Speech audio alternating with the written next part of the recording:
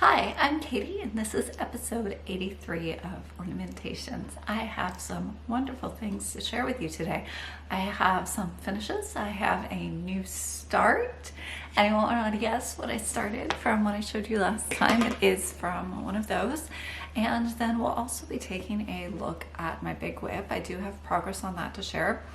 And then we'll be finishing with a quick holiday kit preview and a giveaway. So let's get started with my finish. So I have a start and a finish on my very first animal cracker by Stacy Nash. That is the adorable Bobin. Oh, I forgot to put the thread in his needle. Okay, I guess it's not totally finished, but it's mostly finished. I'm gonna have to remember to do that. But this is my little Bobin. He is stitched with silk. I'll be putting the conversion in the description on Legacy Linen 37 count Russian tea cake. And yes, FFO'd except for his thread. I meant to put that in and I totally forgot until I had it up to the camera just now. Oops. So these are my threads. Don't they look luscious? That is a beautiful palette, whether or not you want to stitch Bobin or not. He's just adorable though. How can you resist him? So with the shading of these two, I found that I didn't actually miss the variegation in the threads. The pattern is very well designed in that way. I think you can stitch it with solid color silks very, very well. Sorry, that doesn't want to focus.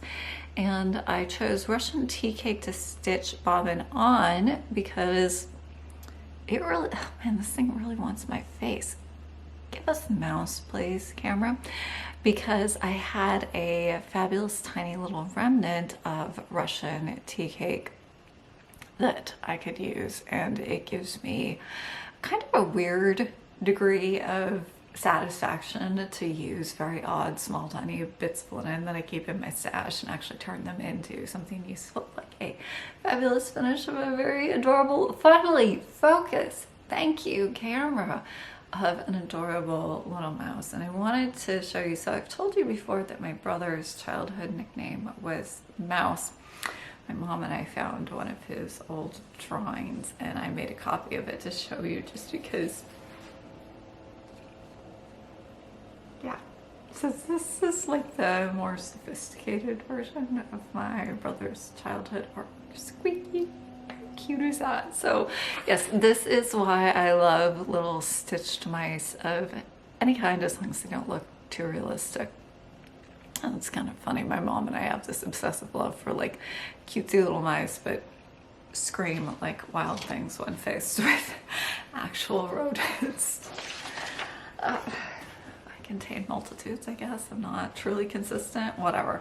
Anyways, I do also have a pile of finishes. So last time I showed you I made a dove facing the opposite direction to go on my mystery display, and I actually just kept on going and made a whole flock of doves. Although I have to say, I think when they're crystal doves, they shouldn't be called a flock of doves. They should be called a sparkle. It's a sparkle of doves. There are so many of these, I can't even hold them all. So these are 4 new ones, Scout's Honor. I did do all of these since I saw you last. I kind of had doves on the brain because I have been assembling all the kits. We'll talk about those at the end of the episode. And so, you know, I had done the opposite facing one for my own super secret awesome display. I had the materials out and I enjoyed it so much I just kept going. There's something very addictive about these. I find it calming, relaxing, and stimulating. I don't know. What am I going to do with all of these? I have no idea. I guess they're really Christmas gifts or whatever, but I just kept on going and going and going. And I have actually started another one, which brings my count of doves made in the year 2024 to 8. I think I have a problem. Do you think I have a problem? I definitely have a problem. So anyways, doves. I'm really excited. I hope you're excited. The launch for the kits is going to be on November 12th, my next Flosstube episode. And then, so those are my finishes. Mostly just sparkly doves. But I did also have start, which, you know, my tomato bag was homeless. It didn't have a project in it, and that had to be rectified. So at a start, after I finished Bobin, who was really very quick. You know I hate block stitching, but I didn't have a problem knocking that out in pretty short order. And that was Pineberry Lane, Token of Love, Redwork Sampler. I love this. I know I bought this at the attic. I can't remember if there's a model on display there. I think there is, and that it's stitched tiny. Does anybody know? Can you tell me in the comments? And this is what I have so far. I ate my vegetables, I stitched all the letters and the border, and now I am on to the fun stuff. I do love how quirky the letters are, that they're not all the same, and so that made it a little less repetitive than usual. And yeah, no carries. I did carry in the border those single stitches where you're just dropping down. I was not going to start and stop at the pin stitch every time for all of those. So there I did carry, but I have no carries in between my letters. So it's mostly pretty neat. And this is on Legacy Linen 37 count smoke signal with a 103. I'll put this in the description, but it's 443, and I wanted to use something that had a lot of pink in it. I thought that would kind of bring out the best in the smoke signal. This color does also come in Surfine. That would be 2443, and so I think this would be, as a chart, a really great candidate to try out something new. If there's something that you've been wanting to try, whether that's stitching tiny, if you want to try 45 count or 5363 or 56 count for the first time, or if you want to try silk for the first time or whatever, this would be a great one because it's fun, it's varied, it's not a huge commitment either in time or materials. You just need one color and it is a really fabulous finish. I do think that this would look amazing on 5363. You could turn it into a little more of a square. So that's Token of Love. I'm really enjoying this. I think I'll probably have a finish next time because I should whip through the actual motifs pretty quickly now that I have done what for me is the less enjoyable stitching. I always try and eat my vegetables first because I hate being towards the end and then having to do a lot of something I don't particularly care for, which for me is usually letters or border stitching, especially if it's something like this where it's just a pure repeat without a lot of detailed stitching going on. And then I'm gonna pause this and move my big whip into position. It's not here until I talk about it because I don't wanna knock it over and break everything. I am still a super klutz. That at least has not changed. Okay, so my big whip. This is my large rectangular beaded basket, which is going to be a very long running project, like years long running project, but I do have progress to show. And I wanted to give you the shot of the tray, which is always kind of difficult. I can't tilt it enough for you to really see anything. This is a flawed idea, but when I'm looking at it, I can see that there's very serious progress here. I have almost 4 motifs fully complete, which sounds like a lot, but in terms of the size of this basket, I think it's going to be like 17 by 14. That's actually not that much. So the last time we looked at this, I had completed my double layered blue carnation-y sparkly flowers. These things don't have actual analogs in nature. They're just pretty beaded things. And I had started petal clusters for a motif that is now finished.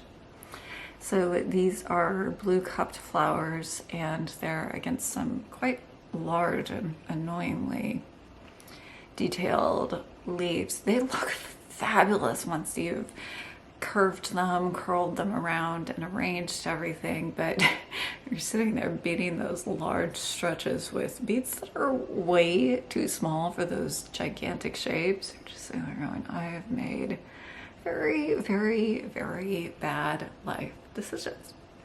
So these were in timeout when I saw you last because I knew I wanted to cup these and curve these around a center. I'm working off an idea from a 17th century original basket, and that one had looped and beaded flower centers. However, the problem is isn't the 17th century, it's the 21st. I don't have the same materials available to me. So while I was able to get the colors I wanted for the flowers themselves, which are some greasy, woady blues, they're beautiful, I was not able to find a bead I liked to loop for the flower centers. I spent a lot of time trying out things I did have, contemplating different possibilities, and then finally I decided to just do something that isn't historically accurate at all, but I think works really well, and that's to make loops out of silk wrapped pearl, cluster them together, and put them in the center of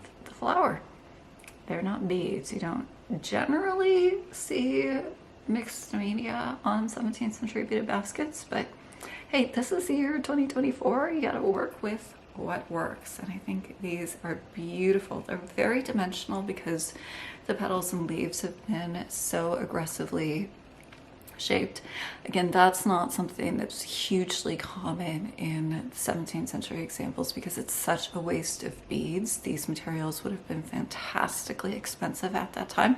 They're still pretty pricey now, actually, and so because it wasted materials, you didn't see that as often. You do sometimes, as I said, this was inspired by an actual piece on a 17th century basket, but it's a little more rare because it doesn't make efficient use of your materials. But oh man, does that look great or what?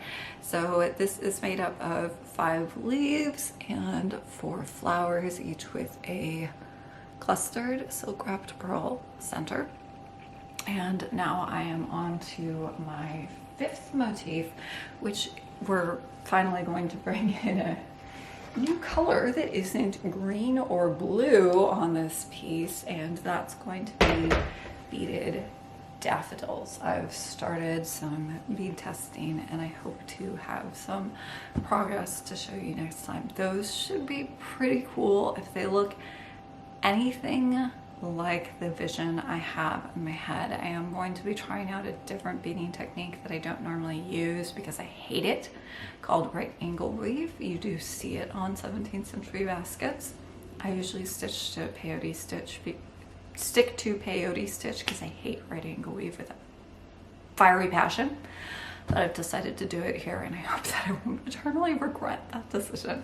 So we'll see. I don't know, is the right angle weave coming to you next time? Who knows? Stay tuned. It's a mystery. And I do have one piece of haul before we get on to the holiday kit preview. This will be a shorter episode. I have been spending a lot of time kitting for the upcoming holiday kit releases. Those doves, oh my goodness, they were an absolute monster of a kit to assemble. I don't know what I was thinking doing that, but haul. So my dear friend Laura, the cereal starter, shared this with me and it was an immediate shoom. This is Little Nick by Not Forgotten Farms. It's a PDF that you can get on our Etsy shop. I will link it in the description, and I have to tell you, I really like this for a holiday 2025 kit. Tell me what you think. The color profile is very similar to this year's Prairie Schooler Santa, but I think he's irresistible. So yes, no, kit, what do we think? And I also have a dilemma about the linen because I am going to stitch this immediately. This just got moved into my November 12 by 12, so I should have started this by the time I see you next. It was going to be this top segment of Prairie Schooler Happy Christmas. That's now been bumped to December. and I'm going for Little Nick, who is absolutely adorable. I think they're supposed to be a complimentary Mrs. Claus, so maybe a holiday gift for next year is a matching Mr. and Mrs. kit. Again, thoughts, opinions, welcomed in the comments. And my dilemma is about linen. So at first I was having an existential dilemma about smoke signal versus cloister cream. I seem to put everything on cloister cream. I am in a linen rut with cloister cream because whenever I see something I think, oh, that would look great on cloister cream and Himalayan fog, and just kind of go there. I have really been loving smoke signal lately. I took and fly this the second piece I've stitched recently on it, and so I was thinking, I don't know, maybe smoke signal is the perfect linen for this. And then I was lying in bed last night thinking this over, because seriously, this is the kind of thing I do.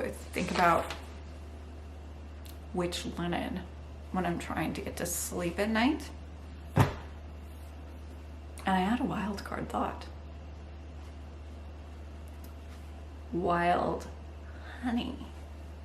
This has just moved into first position. I absolutely welcome feedback, comments, concerns, but I have done Christmas pieces on wild honey before. It's decidedly pinkish. It's not a pink linen. It's got a little gray, a little brown, a little pink, and it's kind of an indeterminate, very beautiful color that looks fabulous on a tree. When I've done Christmas pieces on this, I have loved them because they look great on a tree, and red looks fabulous on this fabric. I also think I could bring something a little unexpected to this guy, and then you could do a really cool edging treatment, maybe some beading, definitely some sparkly threads. Thoughts? Do you like it? I like it. I might have to stitch this multiple times on different linens just to knock myself out. So I will definitely be starting that for next time, and once I have a finish, I'll think about whether or not that is a kit. If it is a kit, then the conversion will be exclusive to the coming kit. If it's not, then I will just share the conversion here on my Flosstube channel. But not Forgotten Farm, they have killed me dead with this. I love this guy. Ah! And then, speaking of kits, we are going to do a quick preview of the holiday kits before they launch, which is going to be on November 12th at 8:15 Pacific Standard Time. I will talk about this in the next episode, but I know some of you are going to be there at 8:15 a.m. with the hand on the button, not waiting for my Flosstube, so we'll get a couple details out of the way now. The first kit is the Crystal Dove, which comes in its own fabulous dedicated kit box. We will do an unboxing at the end of the next episode so that you can see everything that's in the Crystal Dove kit. Spoiler alert, everything that you need except for a little bit of tacky glue, a pencil, like a lead pencil, not a special pencil, and a couple of straight pins just to pin a couple things in place while you're doing the assembly. So, comprehensive kit for the Crystal Dove, that is $60. It can be done facing in either direction. Hold on, I'm trying to actually show these things and not obscure them with my hands. And then it does, of course, include full instructions. 31 pages in full color. You don't need 31 pages of text. It's mostly photos. Even I am not that crazy. And those are a downloadable PDF. The link will be automatically sent to your email that you purchased it with after you purchase. I do recommend viewing these digitally because, as you can see, these are clear and white on white. You're going to get much more detail in the photos if you're viewing them on a device as opposed to printing them out, unless you have an exceptionally good home printer. Quick tip. One other thing about the doves, if you are buying multiple doves, I know some of you want to, and honestly, who doesn't want to have a sparkle of doves for their tree? They are really fun to make and pretty fast, I have to say. If you are buying multiple doves and you don't need separate kit boxes for each of them, spare me a shipping hassle, and please email me using the contact form on my website with your order number and how many kit boxes you want for your dove kits. Shipping, as always, is flat rate, so it doesn't actually make any difference to you. It would just spare me a headache if you don't actually want all of those boxes coming your way. Either way, you get obviously all of the kit contents to make these fabulous sparkly things. And I do have a special display for them that I have been putting together. I will be sharing that with you next time as part of my big holiday reveal. I am so excited about that. They look spectacular. Keeping this under my hat has been so difficult, but we're gonna kick off our holiday kit launch celebration next time with the reveal of how I'm displaying my own sparkle of doves. So that's the first kit, which is the crystal dove. And then the second kit is the 2023 Prairie Schooler Santa. And this guy comes with pretty much everything you need except the chart. As always, that you must provide yourself. You need the chart. But it includes full spools of thread for all colors, as well as a full card of fuzzy stuff, the needle to use with it, and then the sequins and beads used to embellish it, as well as your linen and the backing silk satin used in my own finish or written guide conversion print, so you can follow my own changes if you like, which are really just removing the words and putting in more snowflakes instead. But one thing I do want to say about this, so the kit is $54, and that probably seems like quite a lot for a small ornament. It is quite a lot for a small ornament if you only make one Santa out of it. However, Santas generally, and Prairie Schooler Santas in particular, tend to have very, very similar color profiles, and 50 meters, which is what is on each spool, is a lot of thread. You can do a whole host of Prairie Schooler Santas with your kit. You just need to add more linen. The fuzzy stuff will actually get you multiple fuzzy beards if you want to do that too. So you just may need to add or subtract a color or two, and you can also change it up. Use a different red or a different green if you'd like another Santa to have a slightly different appearance, or change up the background linen. I do that a lot. This is on 38 count wafers cloak, which is a slightly darker gray because I wanted the white to pop, but I frequently do use cloister cream, Himalayan fog, and lighter grays, and quite frankly you can use pretty much anything. So you're doing, say, the 2024 Santa, you would have everything that you need except for more linen. If you were doing the 2018 Santa, you'd need to add a light gray for your rabbit and an orange for the nose, but go to your stash, see what you've got. And also, it's not a rule that you have to stitch everything with all silk. If your silk stash is limited and you just need a few stitches of orange for a carrot nose, pull some DMC out of your stash. It'll be fine. There is no cross stitch police that says you can't mix silk and cotton on the same project. These are my thoughts. Or if you were doing the 2016 Santa, which I love, I would also actually hint to you, maybe don't do this one because I have plans for it. You've got everything you need, just add a brown. Yeah. This kit can actually take you very, very far with a whole host of Santas to decorate your own tree, to give gifts or whatever. So don't just make one and stop there if you are so inclined. One other thing, our Santa does have a fuzzy beard. The thread to do this with, the fuzzy stuff, and the needle that I recommend doing it with, the 22 chenille, are included in your kit. So everything that you need to do this exactly as I have stitched it. But I have also done a tutorial on how to create the fluffy, sparkly Santa beards. It's not complicated, but I do have a few tips for you, things that I've found give best results. And the tutorial is going to go up on my YouTube channel on November 7th. I do really recommend checking it out whether you're interested in the kit or not. It can be a really fun and easy and inexpensive way. Fuzzy stuff is not expensive. Way to add a little bit of sparkle, a little bit of texture to your Christmas stitches, particularly your Santas. As I will note in the tutorial, it works better over larger areas, so you'll find that you get much better results with things like beards as opposed to little cuffs, which is why you see me using it the way that I do.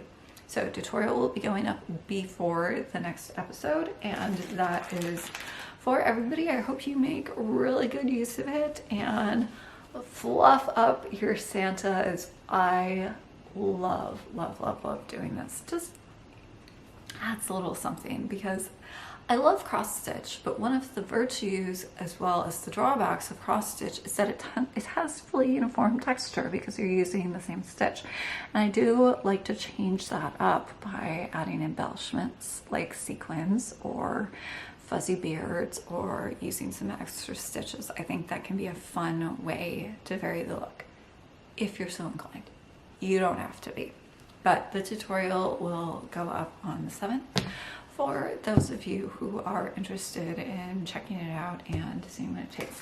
If you decide it's not for you, then just put away the fuzzy stuff that's included in your kit and stitch your Prairie Schooler Santa exactly as started. It works either way. So then the last thing I have for you today is a giveaway, and looking forward to holiday stitching. I know it's October, it's too early to talk about holiday, but I'm starting to feel it. Christmas is my theme music. I love holiday stitching, and I am really starting to slide down that road. If you'd like to join me, I have something for you. So a little story behind this. My mom, I think this was last year, asked me to pick out one of the Cheswick Company kits that I would like most to have as an ornament so she could make it for me as a Christmas kit. And I picked out this gnome and she made it for me, and then I realized rather belatedly that I liked it so much I had actually already bought the kit. Oops. So instead of having two snow gnomes, obviously I'm keeping the one my mom made for me. I would like to share the kit with all of you. The keyword for the giveaway is snow, and the kit includes pretty much everything you need except for a couple of basic craft supplies like a hot glue gun, some sewing thread, but it has all the belts, everything that you need, and full instructions, pattern pieces. I love the Cheswick Company. That's not the first time you have heard me say that. So if you've never tried a Cheswick kit, or if you're already a fellow devotee of the Cheswick Company, I hope you'll enter and put this fun little guy on your tree. You got plenty of time to make it between now and the holidays. So keyword snow, I will announce a winner on the next episode. Speaking of the next episode, for the next time we have the holiday kit launch. Doves galore in a truly sparkly and glorious setting that I can't wait to share with you. Took all my self-control actually not to just trot that out today, because it's just about done. I've been primping it and zhuzhing it and tweaking all the little details for about the last month. I've had way too much fun with this. I love fully realized holiday displays to take a finish and to really show it off to best advantage with special extras. So now that I've super talked up my dove display, which I really hope will live up to the hype, I'm gonna stop talking. So I'll be showing you that. We are going to do a unboxing at the end of the video of the crystal dove kits. I'll have all the details of the kits for the launches, although pretty much you heard them today. I guess I'll be doing it again. I'll try and keep it quick. And then I hope to have a finish on Token of Love. I hope to have some really fabulous beaded daffodils to show you. If they look anything like they do in my head, they're going to be spectacular. And then, I don't know, I hope a new start to show you too. Hey, maybe even a finish, because holiday stitching is coming and I'm excited about it. I know that they're not everybody's thing, but they are very much my thing. So prepare yourself for a truly nauseating amount of holiday stitching and holiday cheer coming up on Ornamentations. I'll see you again in 2 weeks. The tutorial for sparkly, fluffy, fabulous Santa beards will be posted before then, so check that out if you're so inclined. And until then, happy stitching.